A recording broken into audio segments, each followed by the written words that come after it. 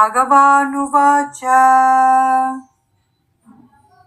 इदं तु ते गुह्यतमम् प्रवक्ष्याम्यनुसूयवे ज्ञानं विज्ञानसहितं యజ్ఞాత్వా మోక్షసే శుభాత్. శ్రీ భగవానుడు పలికెను, ఓ అర్జున, నీకు నా మీద అసూయ లేదు కాబట్టి ఈ యొక్క అత్యంత రహస్యమైన జ్ఞానాన్ని మరియు అనుభవపూర్వక విజ్ఞానాన్ని ఇప్పుడు నేను నీకు తెలియజేస్తున్నాను. ఇది తెలుసుకున్న తరువాత నీవు భౌతిక సంసార బాధల నుండి విముక్తి చేయబడతావు. శ్రీకృష్ణుడు ఈ ఉపదేశాన్ని వినటానికి ఉన్న అర్హతని తెలియజేస్తున్నాడు. అసూయ లేనివాడు అని అర్థం. అర్జునుడికి తన మీద అసూయ లేదు కాబట్టి ఈ ఉపదేశం తాను అర్జునుడికి చెప్తున్నాడు అని శ్రీకృష్ణుడు అంటున్నాడు. శ్రీకృష్ణ భగవానుడు దీని గురించి ఇంత స్పష్టంగా ఎందుకు చెప్తున్నాడంటే, ఇక్కడ భగవంతుడు తన కీర్తిని తానే ఎంతో అమితంగా ఇష్టపడుతూ చెప్పుకోబోతున్నాడు. అనసూయనే అంటే యావగించుకునేవాడు అని కూడా అర్థం ఉంది. శ్రీకృష్ణుడు తను తానే పొగుడుకుంటున్నాడు, చెప్పుకోబోతున్నాడు. అనసూయనే అంటే యావగించుకునేవాడు అని కూడా అర్థం ఉంది. శ్రీకృష్ణుడు తను తానే పొగుడుకుంటున్నాడు.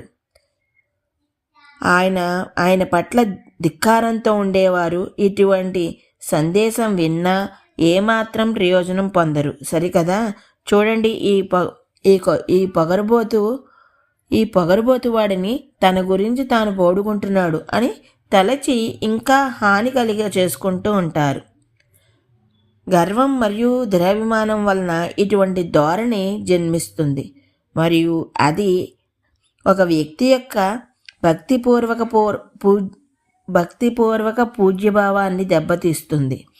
భగవంతునికి తనకంటూ కావలసింది ఏమీ లేదు కాబట్టి ఆయన చేసే ప్రతి కార్యం జీవాత్మల సంక్షేమం కోసమే అన్న సామాన్య విషయాన్ని కూడా ఈర్ష్యతో ఉన్న జనులు అర్థం చేసుకోలేరు.